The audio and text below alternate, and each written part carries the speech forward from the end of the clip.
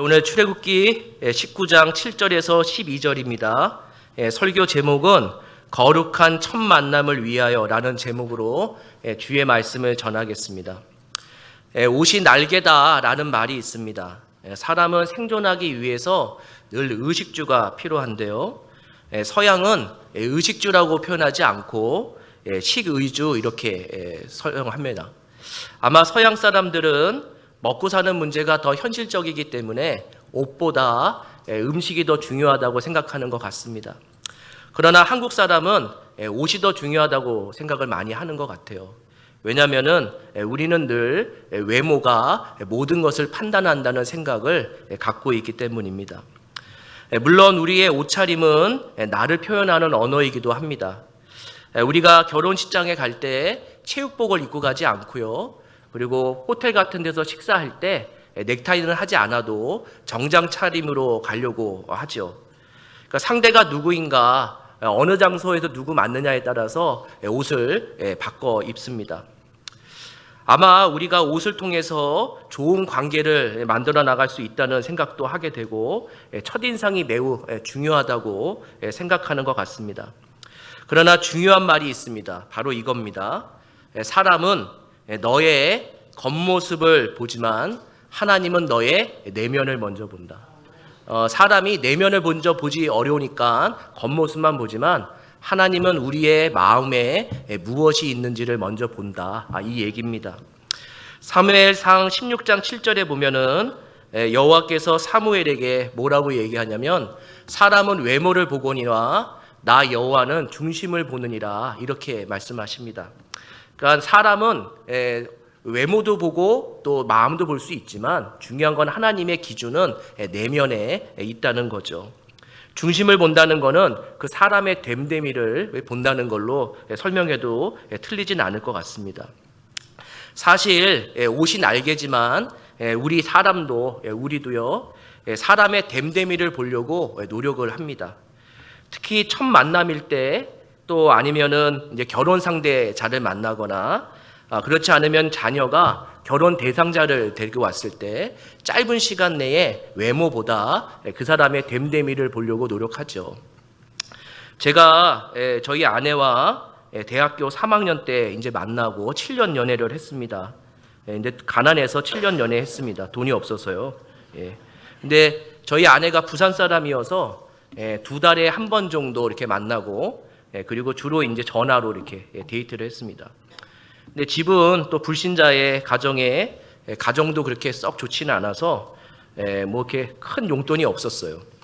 근데 신대원에 합격하고 나니까 이제 전도사라고 해서 이제 사역을 했는데 사례비가 60만 원이었던 거예요. 그래서 뭐 11조 건축헌금, 감사헌금 다 이렇게 내면은 한 30만 원 정도가 남더라고요. 근데 부산 한번 갔다 오면은 30만 원이 없어져요. 그래서 부산 한번 갔다 오면은 이제 어떻게 살았냐면은 제 친한 옆에 전도사가 식당에서 밥을 이렇게 많이 떠가지고 그렇게 반을 나눠 먹으면서 3년이라는 신대원생을 생활을 잘 버텼습니다. 그러니까 제 옆에 있는 신대원생이 밥을 많이 떠오면은 주변에 있는 사람들이 박성관 전도사 또 부산 갔다 왔구나 또 이렇게 사람들이 하는 거죠. 근데 가끔 가다 와이프가 저한테 이 얘기를 해요. 그 밥을 부산에 갔다 와서 친한 전도사하고 밥을 같이 먹었다는 얘기를 아주 가끔 합니다. 저는 제 아내가 저의 외모에 반해서 결혼했다고 생각을 했지만 이야기를 계속 반복하는 거 보면은 내면을 좀 더 생각하지 않았나 생각을 합니다. 얼굴까지 좋았으면은 뭐 난리 났죠. 오늘 말씀에서 하나님도 이스라엘 백성에게 말로만 하지 말고 진실된 마음과 행동을 하나님이 요구하십니다. 오늘 장면에는 이스라엘 백성이 처음으로 하나님 앞에 신앙 고백을 내뱉어요. 그런데 하나님은 이스라엘 백성에게 입으로만이 아니라 진실됨을 보여달라 이렇게 이야기를 하고 있습니다. 왜냐하면 오늘 하나님과 이스라엘 백성이 첫 번째로 공식적인 만남을 처음으로 갖는 첫 만남이기 때문입니다. 우리 7절에서 9절 같이 한번 읽습니다. 모세가 내려와서 백성의 장로들을 불러 여호와께서 자기에게 명령하신 그 모든 말씀을 그들 앞에 진술하니 백성이 일제히 응답하여 이르되 여호와께서 명령하신 대로 우리가 다 행하리이다.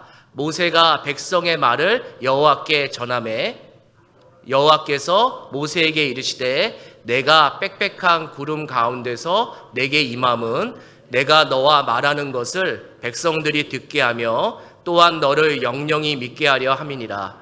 모세가 백성의 말을 여호와께 아뢰었으므로. 아멘. 저번 주에 저희는 늘 이스라엘 백성이 배신하는데도 불구하고 하나님이 한없는 사랑을 베푸시는 것에 대해서 설교를 들었습니다. 아버지의 마음으로 하나님은 애굽에 10가지 재앙을 내리고요. 또 어머니의 마음으로 이스라엘 백성을 등에 업어서 홍해를 건너가게 하셨다. 이 얘기를 전했습니다. 이 똑같은 얘기를 모세가 누구에게 전해주냐면은 이스라엘 백성에게 똑같이 전해주고 있습니다. 그리고 5절에 이렇게 하나님이 말하라고 얘기합니다. 너희가 내 말을 듣고 내 언약을 지키면 내가 너를 보배로운 존재로 삼을 것이다. 이렇게 얘기하라고 합니다. 그때 8절에 이스라엘 백성이 우리가 다 행하리이다. 이렇게 신앙 고백을 하는 모습이 나옵니다. 그런데 오늘 읽은 말씀에 보면은 좀 이상한 게 있습니다. 이스라엘 백성이 내가 하나님을 믿고 따르겠습니다. 이렇게 고백을 하면은 하나님이 기뻐하셔야 되는데 우리 19장에 저번 주부터 봤지만 이 하나님이 기쁘다라고 하는 표현이 단 한 번도 없어요. 왜냐하면은 이스라엘 백성은 광야 40년 동안 입으로만 하나님을 믿었지 몸은 늘 불순종에 가까운 삶을 살았기 때문입니다. 우리 히브리서 11장 29절에서 30절 한번 읽겠습니다. 믿음으로 그들은 홍해를 육지같이 건넜으나 애굽 사람들은 이것을 시험하다가 빠져 죽었으며 믿음으로 7일 동안 여리고를 도니 성이 무너졌으며. 아멘. 히브리서 11장을 보통 믿음장이라는 별명을 이렇게 붙였는데요. 여기 보시면은 홍해를 걷는 것을 믿음으로 건넜다 이렇게 얘기하고 갑자기 광야의 40년 생활이 생략되어 있고 여호수아가 믿음으로 이렇게 얘기합니다. 그러니까 성경은 40년 광야 생활을 어떻게 설명하고 있냐면은 불순종의 삶. 그들이 하나님의 백성으로 믿고 따른다고 얘기했지만 늘 하나님께 불평을 하고 불순종하는 삶을 살았다라는 걸로 이 히브리서에서도 그 부분을 믿음으로 살지 않은 부분을 이렇게 생략한 것처럼 나옵니다. 그러니까 하나님은 지금 이스라엘 백성의 신앙 고백을 들었지만 그들의 마음에 진심을 담아서 한 것도 아닌 것 같고 그들의 행동을 생각해 보면은 개차반처리인 신앙생활을 할 것을 알고 있었던 거죠. 이스라엘 백성은 40년 동안 어려운 문제만 만나면은 하나님께 불신하고요. 또 하나님이 문제를 해결하시면은 할렐루야 하면서 하나님께 가까이 갑니다. 마찬가지로 우리도 이런 박쥐 같은 신앙생활을 하고 있죠. 어려운 순간마다 하나님을 원망하다가 주님이 조금이라도 실마리를 해결의 실마리를 보여주시면 웃으면서 하나님을 향해서 찬양하는 모습이 우리의 박쥐 같은 신앙생활이라 할 수 있습니다. 그래도요 하나님은 이스라엘 백성을 사랑하세요. 그리고 우리를 사랑하십니다. 그래서 하나님은 이스라엘 백성에게 공식적인 첫 만남을 갖기 전에 말로 하거나 아니면은 억지로 하지 말고 하나님을 사랑하기 때문에 진실한 행동 3가지를 요구하십니다. 그러니까 이것이 가장 신앙의 기본적인 건데 이 기본을 지키는 것이 어느 누구나 다 어렵습니다. 첫 번째는 하나님은 거룩함을 요구하십니다. 하나님은 우리에게 거룩한 말쟁이가 되기를 원하지 않고 마음속에 거룩한 삶을 살기로 결단하고 행동으로 거룩을 노력하는 삶을 살 수 있도록 하나님은 우리에게 늘 기대하는 마음이 있습니다. 우리 10절, 14절, 15절 같이 한번 읽겠습니다. 여호와께서 모세에게 이르시되 너는 백성에게로 가서 오늘과 내일 그들을 성결하게 하며 그들에게 옷을 빨게 하고 모세가 산에서 내려와 백성에게 이르러 백성을 성결하게 하니 그들이 자기 옷을 빨더라. 모세가 백성에게 이르되 준비하여 셋째 날을 기다리고 여인을 가까이 하지 말라 하니라. 아멘. 그러니까 하나님은 이스라엘 백성에게 요구하는 것이 있었는데 거룩을 요구합니다. 왜냐하면 하나님 자신이 거룩하기 때문이죠. 거룩이라는 단어는 구별되어 하나님께 속함 이렇게 얘기합니다. 그러니까 여기에 앉아있는 모든 분들이 내가 예수를 믿는다고 고백하면은 우리는 어떤 삶을 살려고 노력해야 되냐? 거룩한 삶을 살려고 노력해야 됩니다. 거룩은 그냥 하늘에서 떨어지는 게 아니에요. 내가 거룩을 위해서 싸워 나갈 때 거룩함이 내 안에 함께 임하게 돼서 거룩을 계속 성장시킬 수 있게 되죠. 레위기 19장 2절에 보면은 하나님이 이렇게 얘기합니다. 나 여호와가 거룩하니 너희도 거룩하라. 이렇게 얘기를 해요. 그래서 우리가 힘써 해야 될 거는 뭐냐면은 거룩이에요, 거룩. 우리가 돈을 버는데 힘을 쓰는 것도 아니고 우리가 먹고 사는데 힘을 쓰는 것도 아니에요.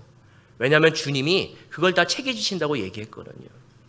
그러니까 그거를 주님께서 다 공급하신다는 것을 믿고 살아가는 자는 하나님이 거룩하기 때문에 우리도 늘 거룩하게 살려고 노력해야 된다는 거죠. 특별히 하나님은 그 거룩함을 상징하기 위해서 이스라엘 백성에게 옷을 빨아라 이렇게 얘기를 해요. 아마 400년 동안 애굽에서 살았던 이스라엘 백성은 죄의 덩어리가 됐겠죠. 온몸으로 죄를 저질렀기 때문에 하나님은 만나기 전에 그들을 거룩한 백성으로 만들기 위해서 그 400년 동안 묵었던 죄를 마치 빨래를 하는 것처럼 죄 사함을 해주기를 원하는 마음이 있으세요. 그래서 지금 이스라엘 백성에게 이틀 동안 빨래를 하라고 이렇게 얘기합니다. 성도님들 집에서 빨래 누가 하세요? 세탁기가 하죠. 예. 그런데 대부분 엄마가 빨래를 모아요. 주부가 제일 싫어하는 거 두 가지 뭔지 아세요? 하나는 아이들이 일어나자마자 이불을 동굴로 만들고 빠져나가는 거. 이거 제일 싫어하고요. 정말 제일 싫어하는 거 뭔지 아세요? 남편이 양말을 뒤집어 놓는 거. 그게 제일 싫어해요. 저도 가끔 그런 실수를 합니다. 근데 아내가 이렇게 모아서 빨래통에다가 다 한 번에 빨지요, 맞죠? 그런데 오늘 말씀은 어느 누가 대신 자기 옷을 빨지 못해요. 지금 이 말씀 속에서는 뭐라고 얘기하냐면은 각자 자기 옷을 빨아라 이렇게 얘기하고 있어요. 그러면 어린아이의 옷은 누가 빨아야 될까요? 이스라엘 백성 안에 있는 어린아이는 어떻게 해야 될까요? 자기 옷을 자기가 빨아야 되는 겁니다. 거룩이라는 거는 다른 사람을 향해서 하는 게 아니에요. 너가 거룩하게 살아라고 하면서 다른 사람을 보면서 얘기하는 게 아니라 거룩은 내 스스로 거룩해지려고 노력하는 거예요. 우리가 밥을 먹을 때 이렇게 같이 밥을 먹으면은 저도 이상하게 많이 흘려요. 이렇게. 근데 제가 옷에 뭐가 묻었는지 잘 몰라요. 근데 상대방은 제가 옷에 묻은 거가 뭔지를 알아요. 근데 신앙생활을 우리는 이렇게 하고 있어요.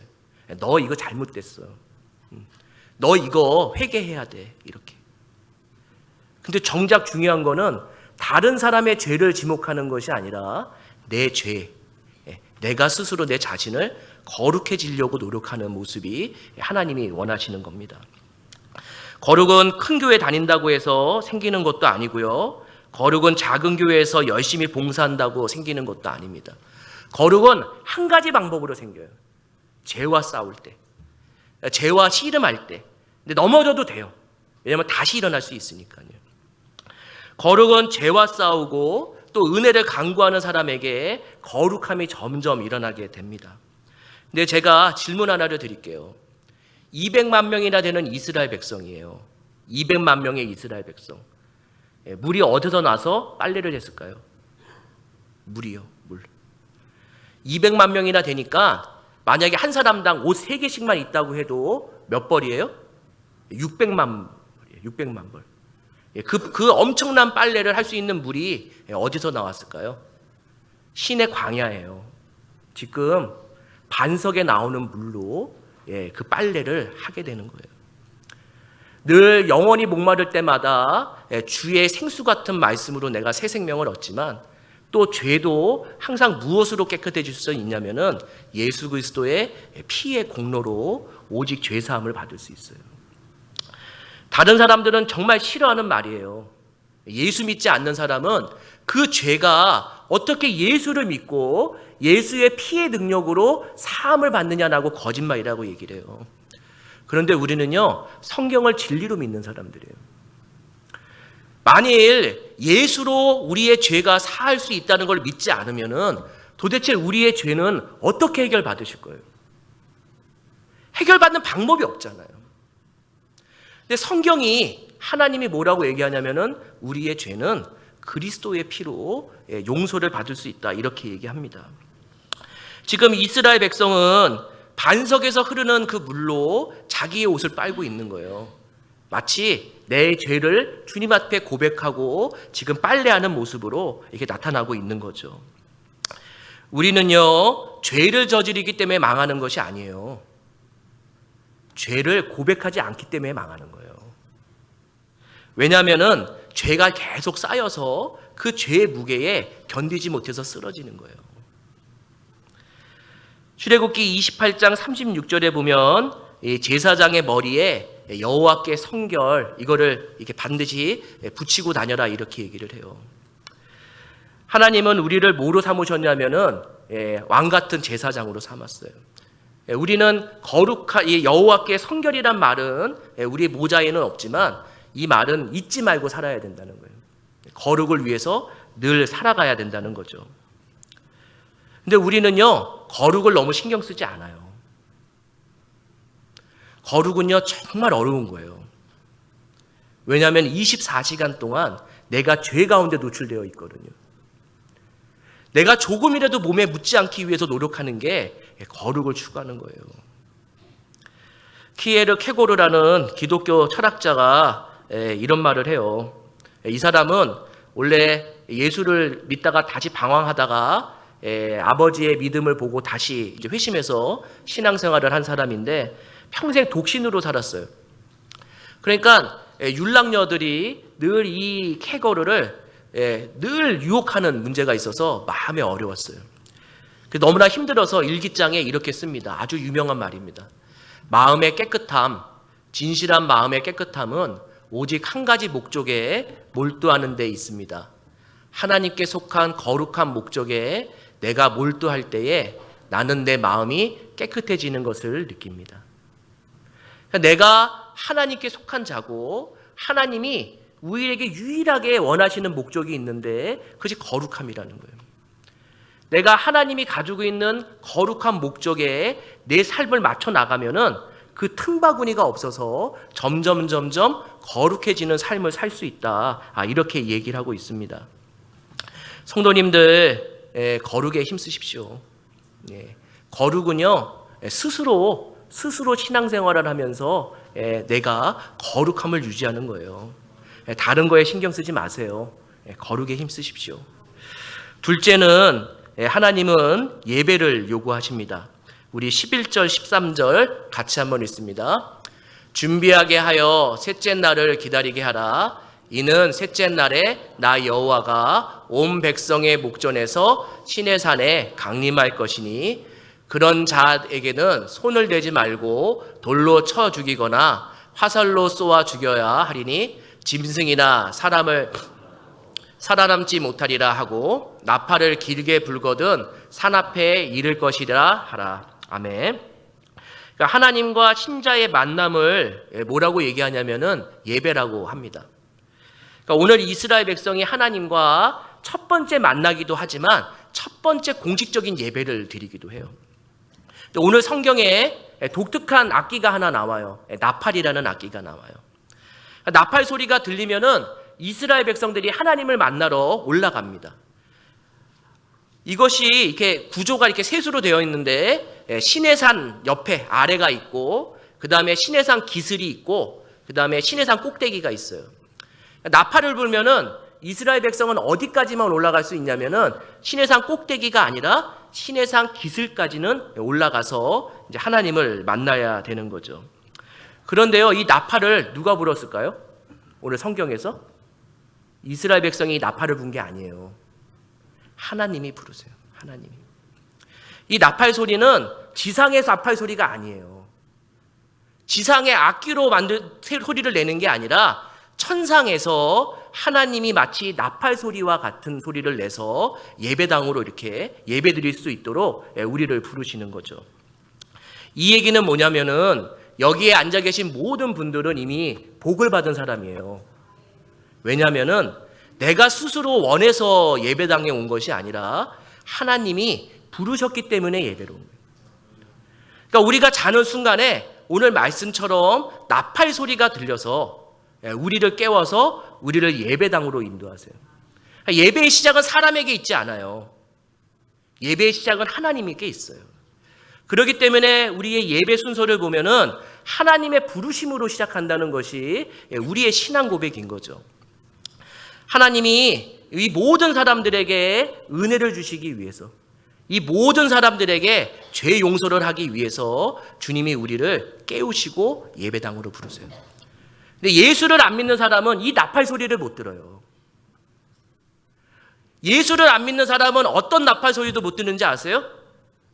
마지막 때에 천사들의 나팔 소리를 또 듣지 못해요. 오직 이거는 하나님의 은혜로 구원받은 사람만이 들을 수 있는 천상의 소리입니다.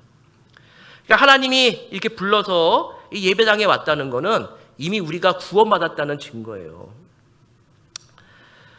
그 363명의 어린아이들을 대상으로 뭐를 했냐면은 실험을 했는데 18군데의 사탕 가게에 이렇게 그 하나씩 무료로 아이들에게 사탕을 주겠다고 이렇게 먼저 하고 18개의 사탕 가게를 이렇게 구해놨대요. 근데 9개 이렇게 그 가게를 이렇게 나눴는데 한쪽 9군데의 가게에는 사탕 바구니에다가 얼굴을 볼 수 있도록 거울을 이렇게 설치하고 한쪽에는 거울을 설치하지 않았대요. 근데 이제 결과가 어떻게 나왔냐면은 아이들이 사탕을 하나씩만 가져가야 되는데 몇 개씩 가져갈까요? 1개 이상씩 가져가요. 근데 거울이 이렇게 있는 사탕 가게는 2개 이상 가져가는 확률이 적고 거울이 없는 데는 2개 이상 가져가는 아이들이 많았대요. 이들이 이랬겠죠. 사탕을 2개를 딱 잡으려고 하는데 거울에 누가 비쳐요? 자기 얼굴이 비쳐요. 그러니까 어떻게 했을까요? 2개를 잡다가 하나만 놓고 가는 일이 있었어요. 성도님들 하루에 거울 몇 번 보세요? 몇 번 보세요? 적어도 몇 번 보세요? 적어도 3번은 보시잖아요. 아침에 일어나서 한 번, 맞죠? 그 다음에 언제 보세요? 점심 드시고 나서. 왜요? 이에 뭐가 꼈을까 봐. 3번째, 한 번은 더 언제 볼까요? 자기 전에. 그 거울을 보실 때마다 다짐을 하세요. 내가 아침에 일어나서 출근을 하기 전에 거울을 보면서 내가 오늘 거룩한 삶을 살려고 노력하겠습니다 라고 내 얼굴을 보시고, 점심때에 먹고 나서 거울을 보면서 이에 나쁜 것들을 빼낼 때 내가 반나절 동안 지은 죄에 대해서 한번 고민해 보시고요. 자기 전에 거울을 보면서 하루 동안 어떻게 살았는지를 다시 한번 생각해 본다면은 우리는 그래도 주님이 원하시는 거룩함을 위해서 추구하고 있습니다. 왜 그러냐면은 거룩을 계속 노력하는 사람에게만 예배가 예배다워집니다. 오늘 말씀에 읽은 날에 셋째 날 이렇게 돼요. 셋째 날. 셋째 날에 예배를 드려요. 하루 이틀 동안은 어떤 일을 하는 거예요? 빨래를 하는 거예요. 빨래를. 이틀 동안. 이 얘기는 뭐냐면은 예배당에 오기 전까지, 이 주일날 예배당에 오기 전까지 우리는 매일매일 삶을 어떻게 하냐면은 거룩을 위해서 계속 싸우는 거예요. 죄와. 내가 죄와 싸우는 인생을 사는 거예요. 그리고 예배당에 왔을 때 이 예배가 기뻐져요. 근데 단 하루라도 내가 거룩한 삶을 살려고 노력하지 않은 사람은 예배에 와도 기쁘지 않아요. 거룩한 삶을 살려고 하다가 넘어진 자는 이 예배당에서 주님 앞에 눈물을 흘리면서 회개하게 되고, 바깥에서 거룩을 위해서 추구하다가 승리한 자는 예배당에서 하나님께 감사를 기드는 예배를 드리게 되어 있어요. 하나님이 원하시는 거는 우리가 이 시간에 거룩해지는 것이 아니에요. 매일매일 삶 속에서 거룩해지는 사람이 됐을 때, 거룩해지려고 노력할 때 예배당에서 하나님이 우리의 예배를 기쁘게 받으셔요. 예수님께서 이렇게 얘기합니다. 마태복음 27장 37절입니다. 내 마음을 다하여 목숨을 다하여 뜻을 다하여 주 너의 하나님을 사랑하라 하셨으니. 하나님을 사랑하는 가장 좋은 방법이 뭔지 아세요? 예배예요, 예배. 그리고 하나님이 가장 기뻐하시는 게 뭐냐면 예배예요. 근데 예수님이 이렇게 얘기해요. 예배를 드릴 때 마음을 다하고 목숨을 다하고 뜻을 다해서 예배에 동참해야 된다, 이렇게 얘기를 해요. 근데 성도님들, 이런 기쁨이 있으세요? 저도 그래요. 여기 앉아있는 모든 분들 솔직히 다 의무방화전 하러 왔잖아요. 의무방화전.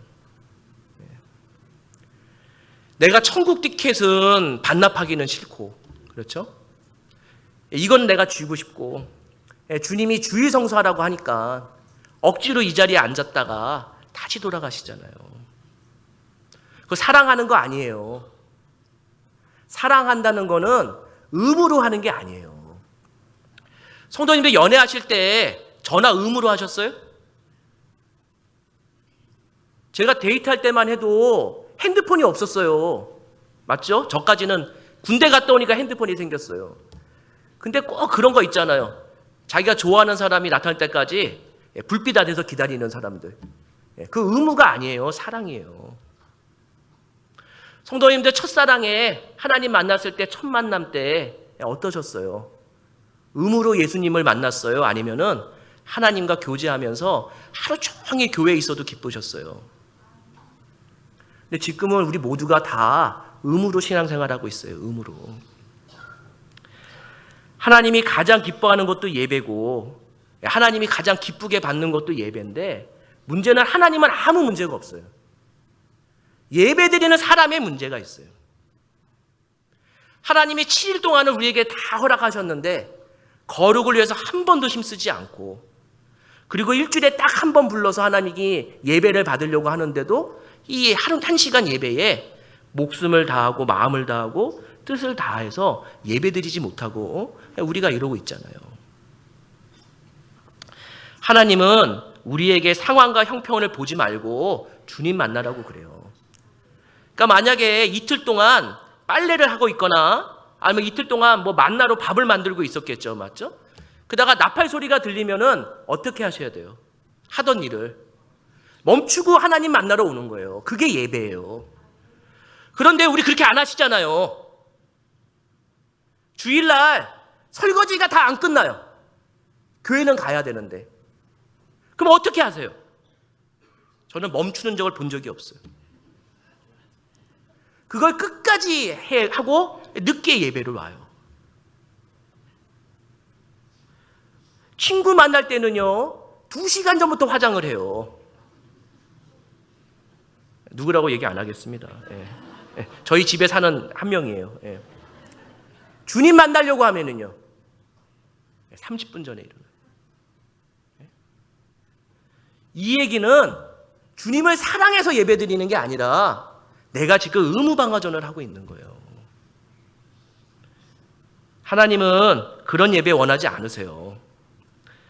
우리가 기왕 구원을 받았다고 믿으면은 예배 시간에 이 1시간만큼이라도 내 마음을 다해서 예배 드리세요. 그거를 하나님이 가장 기뻐해요. 마지막 셋째는 하나님은 말씀의 순종을 요구하세요. 유명한 기독교 영성학자 리차드 포스터가 그분 모시고 세상 속으라는 책을 썼어요. 이게 되게 오래된 책인데 여전히 많이 읽히는 좋은 책이에요. 그가 이렇게 얘기합니다. 우리는 순종의 서약을 통해 세밀한 하나님의 음성을 따르겠다고 약속한다. 온전한 헌신과 단순한 신앙으로 목자의 음성을 따르겠다고 맹세하는 것이다. 내가 이 험한 세상 속에서 하나님을 모시고 산다는 것은 무엇으로 표현하냐면은 하나님 말씀에 순종하는 것을 하나님 모시고 세상을 사는 것이다. 이렇게 지금 표현하고 있는 거예요. 이스라엘 백성 400년 동안 하나님을 모시고 살아본 적이 없어요. 홍해를 건넌 다음에 오늘 처음으로 하나님을 모시는 삶을 살려고 나온 거예요. 이들이 하나님을 모시고 살아가는 거는 딱 한 가지인 거예요. 하나님의 말씀에 순종하는 것. 이것이 하나님을 모시고 사는 거죠. 우리 19장 12절 한번 같이 읽겠습니다. 같이 읽습니다. 너는 백성을 위하여 경계를 정하고 이르기를 너희는 삼가 산에 오르거나 그 경계를 침범하지 말지니 산을 침범하는 자는 반드시 죽임을 당할 것이니라. 아멘. 그러니까 이스라엘 백성에게 하나님의 말씀을 잘 듣고 순종해라라고 얘기해요. 또 명령을 내려요. 시내산 꼭대기까지 올라오지 마라 이렇게 얘기를 해요. 그러니까 산이 이 시내산 아래에 천막을 쳐고 살고 있다가 나팔 소리가 들리면은 시내산 중턱까지 올라오는 거예요. 그리고 꼭대기에는 하나님만 계셔요. 하나님만. 그런데 이 말씀에 보면 뭐라고 얘기하냐면은 중턱까지는 올라오는데 꼭대기까지 올라오면 죽는다는 거예요. 그러면서 이렇게 얘기해요. 경계를 알려라 이렇게 얘기를 해요. 그런데요, 이 말씀 보면서 무서운 말씀이 있어요. 경계는 있는데 경계선이 없어요. 만일 시내산 꼭대기에 여기서부터 올라오면 안 된다 이러면서 이렇게 금줄을 딱 치면은 사람의 마음이 어떨까요? 안 올라가죠. 올라가면 죽으니까요. 근데 가끔 올라가는 사람도 있어요. 왜 그럴까요? 하나님께 도전하기 위해서. 하나님은 항상 경계를 얘기하지 경계선을 만들지 않아요. 이 얘기는 뭐냐면은 하나님의 말씀에 순종하는 것과 불순종하는 거는 경계선이 없고 경계만 있기 때문에 나도 조심하지 않으면은 늘 불순종한 삶을 살 수 있는 거예요. 에덴 동산에서 하나님이 아담과 하와에게 선악을 알게 하는 나무의 열매를 먹지 말라고 했어요. 근데 하나님이 참 이상해요. 저 같으면은요, 선악을 알게 하는 나무의 열매에 이게 금줄을 칠 것 같아. 들어가면 안 돼. 그리고 이게 보여요. 이렇게 선악을 알게 하는 나무의 열매가. 그러니까 차라리 울타리를 높이 칠 것 같아요. 아담과 하와의 눈에 보이지 않도록. 근데 하나님은 어디서나 선악을 알게 하는 나무의 열매가 보이도록 해놨고 거기에 경계선을 만들지 않은 거예요. 아담과 하와는 하나님의 말씀에 순종해야지 복을 누리는 걸 알아요. 알아요. 머리로는. 마음은 어떨까요? 저 선악을 알게 하는 나무의 열매를 먹고 싶은 거예요. 늘 먹고 싶은 마음이 있었고 늘 보고 싶은 마음이 있었어요. 경계가 없기니까 늘 넘나질 수가 있는 거죠. 마찬가지로 두려움과 욕망도 마찬가지예요. 우리 형제들이, 젊은 친구들이, 자매도 그런데 요즘에 취미 생활이 뭐냐면은 스카이 다이빙, 이런 거 있죠. 낙하산 타고 이렇게 내려오는 거, 그리고 암벽 등반, 이런 위험한 것들을 해요. 저 그거 보면은 섬찟섬찟해요. 근데 젊은 사람들이 그걸 많이 즐겨요. 근데 그거 가만히 보면 두려움과 욕망이 항상 경계에는 있는데 경계선이 없는 거예요. 내가 비행기 위에 있으면은 떨어질까봐 두려운데 막상 그 경계를 넘어가면은 쾌락이 있고 욕망이 늘어나요. 그렇기 때문에 이 목숨을 잃는 한이 있어도 더 자극적이고 더 위험한 것을 찾는 게 요즘 시대예요. 말씀도 마찬가지예요. 말씀을 두려움으로 지켜야 돼요.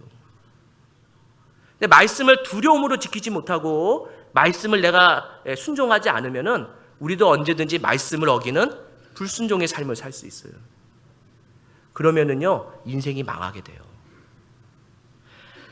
하나님은요, 경계선을 만들지 않아요. 왜냐하면 우리를 믿기 때문에.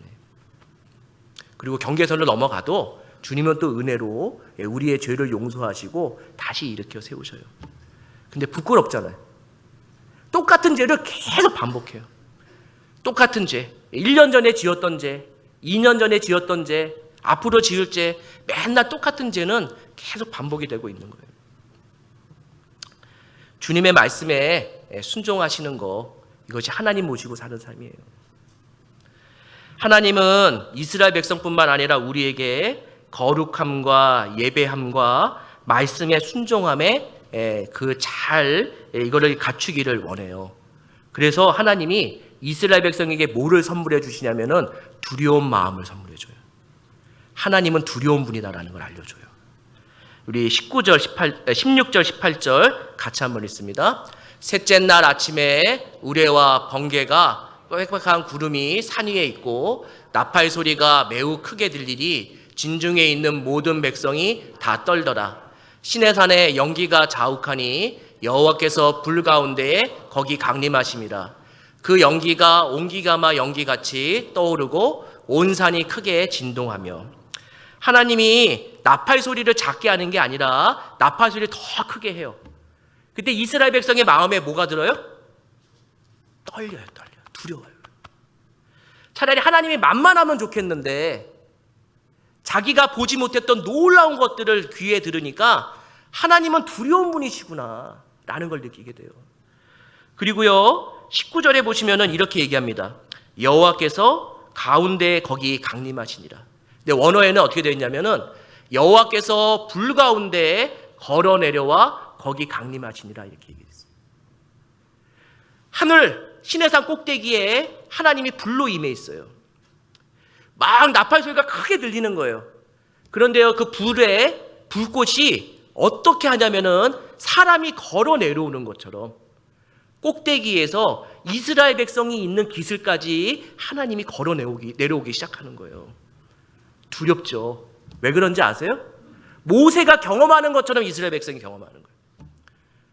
모세가 떨기나무 가운데에 불꽃이 임했을 때 왜 두려워했냐면은 떨기나무가 타지 않는 거예요.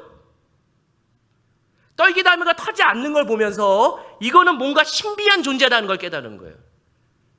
마찬가지로 시내산에서 불이 내려오고 있는데 시내산이 타지 않고 그 불이 그대로 이스라엘 백성에 오는 걸 보면서 저분이 하나님이시구나. 저분은 자신이 만든 자연법칙도 부시고 모든 이스라엘 백성에게 두려움을 주시는 분이구나라는 것을 알 거예요. 안 거. 마음에 하나님이 두렵게 느껴지면은 어떻게 신앙생활 하실까요?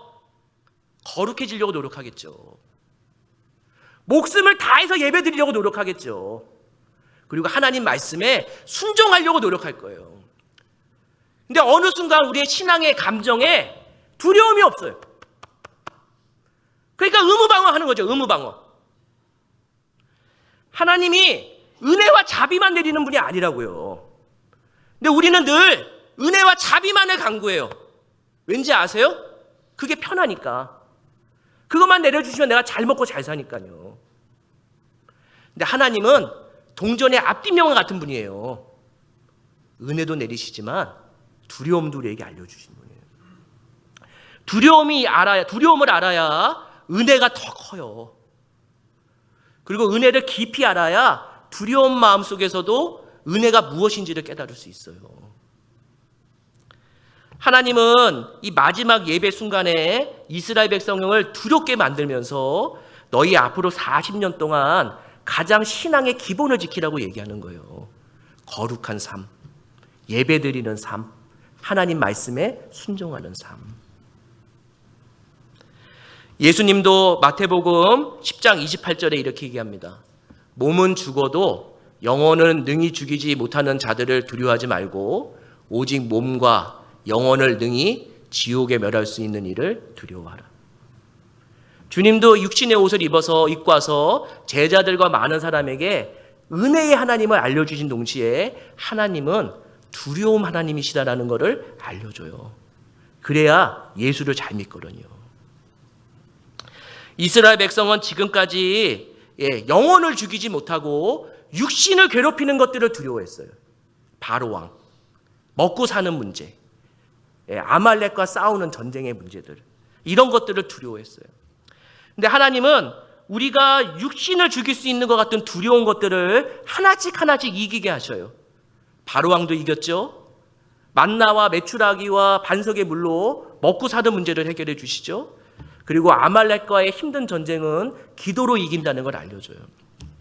그러면서 하나님이 이렇게 얘기하는 거예요. 너가 두려워하는 거는 내가 해결할 테니까 너는 두려워해야 될 자를 보고 두려워해라. 오직 세상을 보고 두려워하는 것이 아니라 하나님만 바라보면서 두려워하면서 하나님이 원하시는 이 신앙생활을 잘 해나가라. 이렇게 얘기하고 있어요.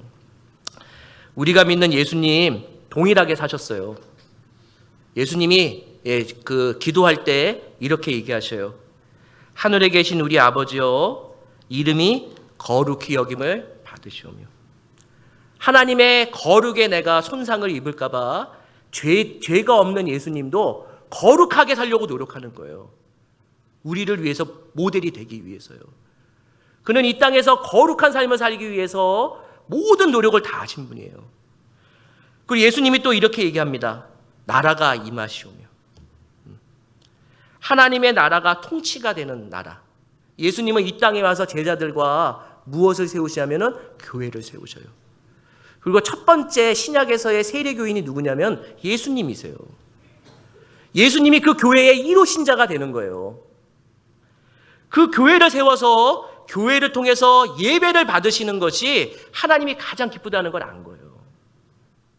예수님이 마지막으로 이렇게 기도해요. 뜻이 하늘에서 이루어진 것 같이 땅에서 이루어지다.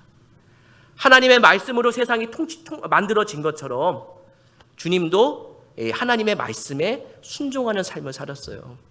그게 억울하더라도, 십자가에 달리시는 것이 억울할지라도 그게 하나님의 말씀이기 때문에 순종했을 때 어떻게 이기시는 건지를 우리에게 보여줍니다. 우리의 삶의 목적은 딱 한 가지예요. 예수님 닮아가는 거예요. 예수님이 거룩함과 예배드림과 말씀의 순종함을 이 땅 3년 동안 우리에게 보여주셨다면 예수를 닮아가는 우리도 최소한 따라가려고 노력해야 됩니다. 오늘 같이 함께 고민하시면서 다시 거룩을 추구하십시오. 그리고 예배를 드리시는데 마음과 몸을 다해서 주님께 예배 드리십시오. 그리고 하나님 말씀에 순종하는 삶을 사시는 성도가 되기를 축복합니다. 우리 같이 기도하겠습니다.